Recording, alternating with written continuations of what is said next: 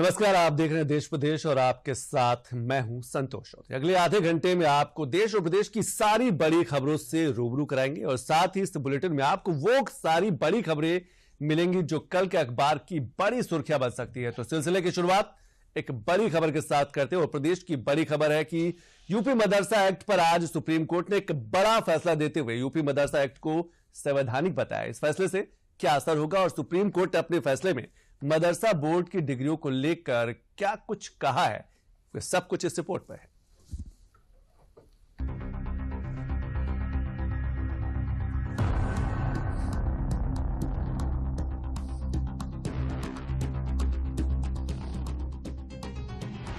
Supreme court के इस आदेश ने यूपी मदरसा एक्ट को बरकरार रखा है, लेकिन इसके साथ ही आदेश को बारीकी से देखें तो कई अहम चीजें भी सामने आती हैं। यूपी मदरसा एक्ट के सभी प्रावधान मूल अधिकार या संविधान के बेसिक स्ट्रक्चर का उल्लंघन नहीं करते। राज्य सरकार शिक्षा को नियमित करने के लिए कानून बना सकती है। सीजेआई डीवाई चंद्रचूड़, जस्टिस जेबी पार्दीवाला और जस्टिस मनोज मिश्रा की बेंच ने ये फैसला दिया।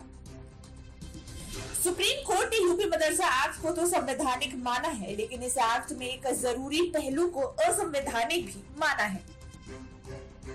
सुप्रीम कोर्ट ने अपने आदेश में कहा कि मदरसा एक्ट में मदरसा बोर्ड को फाजिल, कामिल जैसी डिग्री देने का अधिकार है, वो असंवैधानिक है।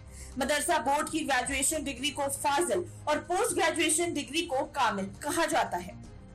दरअसल 5 अप्रैल 2024 को हाईकोर्ट ने मदरसा एक्ट को असंवैधानिक करार दिया था। अब सुप्रीम कोर्ट ने इस पर रोक लगा दी है।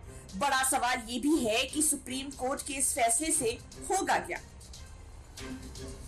प्रदेश में करीब 16,000 मदरसे चलते रहेंगे। मदरसों में पढ़ने वाले करीब 17 लाख छात्र अब सरकारी स्कूलों में नहीं भेजे जाएंगे। मदरसे अब ग्रेजुएशन और पोस्ट ग्रेजुएशन की डिग्री नहीं दे पाएंगे।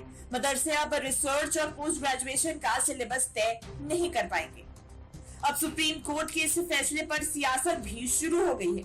विपक्ष इस फैसले को यूपी सरकार के लिए झटका बताकर अपनी सियासत चमकाने में लगा है, जबकि यूपी सरकार ने साफ कर दिया है कि मदरसों में शिक्षा स्तर उठाने का काम पहले की तरह जारी रहेगा। सुप्रीम कोर्ट का जो फैसला आया, उस फैसले के अनुरूप जो भी माननीय न्यायालय ने जो भी दिशा निर्देश दिए होंगे, उत्तर प्रदेश की योगी सरकार उसको फॉलो करेगी। उत्तर प्रदेश की योगी सरकार ने हमेशा मदरसा शिक्षा की बेहतरी के लिए, मदरसा शिक्षा के माध्यम से जो मुस्लिम नौजवान हैं उनको अच्छी शिक्षा मिली, इस नियत के साथ काम किया है। योगी सरकार ही ने आगे बढ़ के मदरसा शिक्षा में क्वालिटी ऑफ एजुकेशन डिलीवर हो, इसके लिए SCRT का कोर्स लागू किया।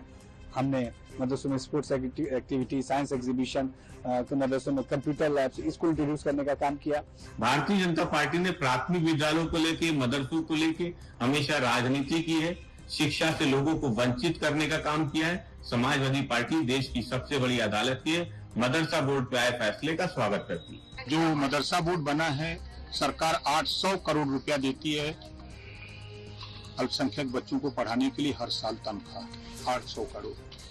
और ये मुसलमानों के दुश्मन मुसलमान ही हैं।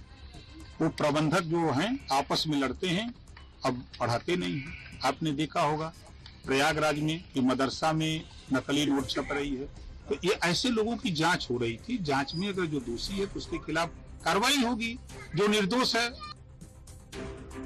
सरकार के मुताबिक प्रदेश में फिलहाल 15,613 मान्यता प्राप्त मदरसे हैं। अक्टूबर 2023 में यूपी सरकार ने मदरसों की जांच के लिए SIT का गठन किया था।